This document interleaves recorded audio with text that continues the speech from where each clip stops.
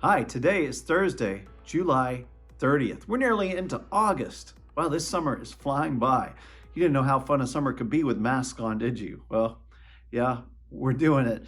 We're making it. Well, we are on the peach, self-control.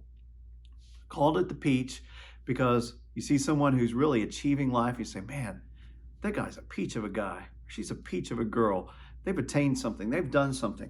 And I want to talk to you today about this word self-control. So let's look at it in the Greek. Well, before we do that, let me back up. A couple days ago, I told a story about Pastor Corey and that restaurant in Fairfield, Texas on I-45 called Sam's that does this big, huge buffet. It's Texas cooking, barbecue, chicken fried steak, meatloaf, fried chicken, baked chicken, everything's mashed noodled and fried, and a huge dessert bar. They have salad bar, they have soups, they got it all. And my favorite pie is there. Told you that. It's a chocolate pie on top, cream pie. Underneath it is coconut cream. It's like a layered pie, right? Then they do meringue on top of it. Now, I'm a Texan. My parents were raised, my dad was raised in the country, a little place called Eureka, Texas, outside of Corsicana. And so he was raised with, country cooking. He always called meringue calf slobber. So you Texans know what I'm talking about. So these pies at Sam's have meringue that is like this high. So my favorite pie, that pie, they have this dessert spread, but they usually keep that pie, because it's the most popular, in this special little enclosed area. And sometimes the waitresses are kind of snooty with it. And I don't know if I can get you that one or not. And so my wife, Shelly, I'm going to tell her this was fun. This was so many years ago when we lived in Corsicana. Sometimes we just drive down there to eat at Sam's. And so we ate, and she wanted to be a good wife. And, she liked that pie too. She goes, I'm just going to go get it myself. I'm going to go in that little cabinet and open it up. It was a glass cabinet, and get them. I was like, okay. So she goes and gets the pies, and she's walking real fast like she's done something wrong. I mean, it was paid for already, but she didn't want the waitresses to be mad. So she's walking fast and smiling, and I see something that I am laughing. It's so hilarious. She gets to the table. She's walking so fast that the wind of her walking picked up those big meringues, and they flew off, and she didn't even know it. And there was two big blobs of meringue on the carpet where she had been. It was hilarious, a lot of fun. So calf slobber on the floor. I'm not sure how that fits with self-control, other than when I talk about Sam's, it's kind of out of control for me anyway, and especially for Pastor Corey, and now for Shelly with the pie. So let's talk about the Greek word for self-control, egkrateia. Egkrateia is the Greek word for self-control. So let's break it down. It's two words, en and kratos. So en means, like we say the word in. En in Greek, but in for us.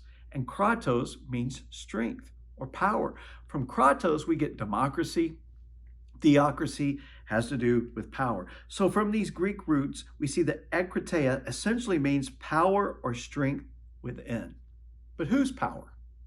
If you say, I can control myself by my own power, you are really maybe a new ager, because you're saying everything I need is within me.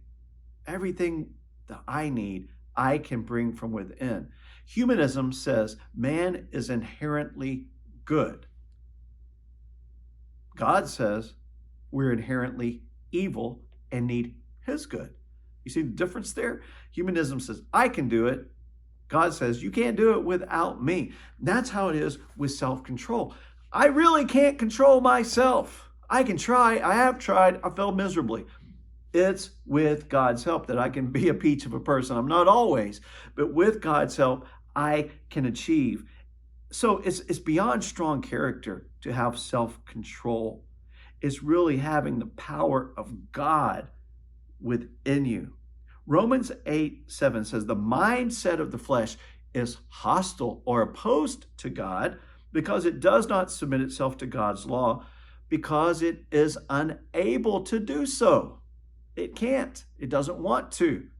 But more than that, it can't. It opposes God, our mindset. The normal human mind by itself is not capable of being in complete subjection to the law of God. You ever been involved in rebellion against God? I have. I couldn't think straight. I thought I was right.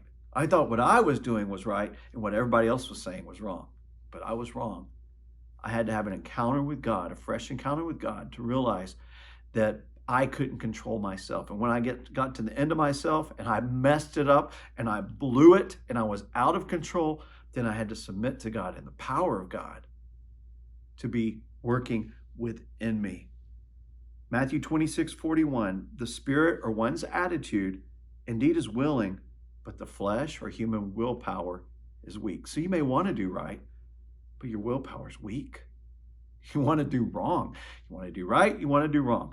So yeah, I'm such a low person. No, the Apostle Paul said, the things I want to do, I find myself not doing. The things I shouldn't do, that's what I want to do. So no matter how high you get up in life and your spiritual plateaus, to be a peach of a person, you need God to work within you. You need God's power. So therefore, self-control can really be misleading because it's not the effect of self-control of you leading yourself, of self-leading self. It's self being submitted to the leadership of Holy Spirit. So I declare in you today, you are being led by the power of God.